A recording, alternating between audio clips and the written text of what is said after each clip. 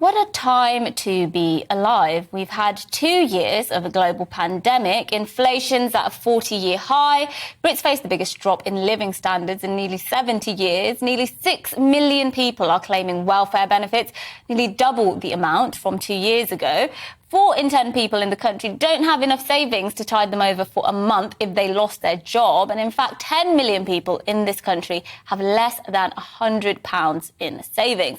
Personal debt in the UK is at its heights ever. I could go on and on.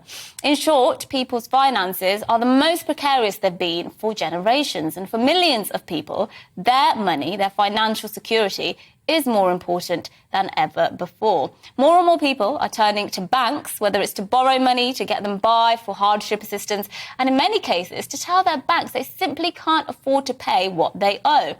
And what do we expect from banks then? Well, data shows that the top things we want from our banks is to keep our money safe and secure, of course, to give us low rates and fees, high customer service, easy online access, and convenient branch locations.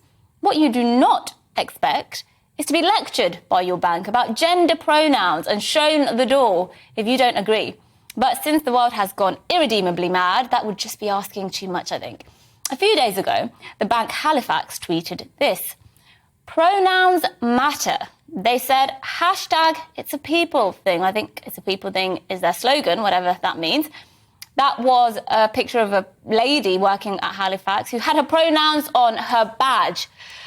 At this point, this was an eye-roll offence. Yes, it's sanctimonious, it's quite embarrassing, but at this point, you could just pass it off as just the latest example in a long list of corporate virtue signalling of late. That was until they did this. One user made the point that there's no ambiguity about the name Gemma, that it's obviously a female name. He called this Halifax stunt pathetic virtue signalling and asked Halifax why they were trying to alienate people. Very fair comment.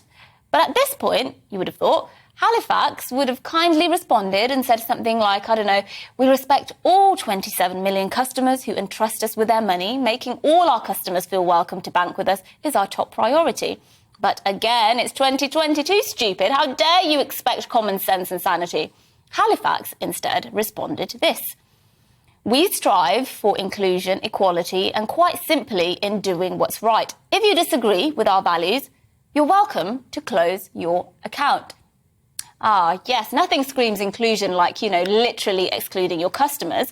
Well, Halifax got what they wished for. Some customers took up the offer to close their account. This user, who says they've been with the bank since the 1990s, said they'd followed the advice because of the bank's virtue signalling and eagerness to lose customers.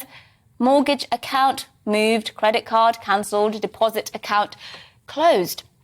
Well, the adage, go woke, go broke, springs to mind. How disgraceful for a bank in a time of so much financial uncertainty for tens of millions of people to be so brazenly bigoted and condescending. Shame on Halifax. Here's my advice. If you find yourself on the receiving end of a company's smug self-righteousness, vote with your feet. Take your service, your custom somewhere else. It's your money. Don't let this bunch of bankers tell you what to think.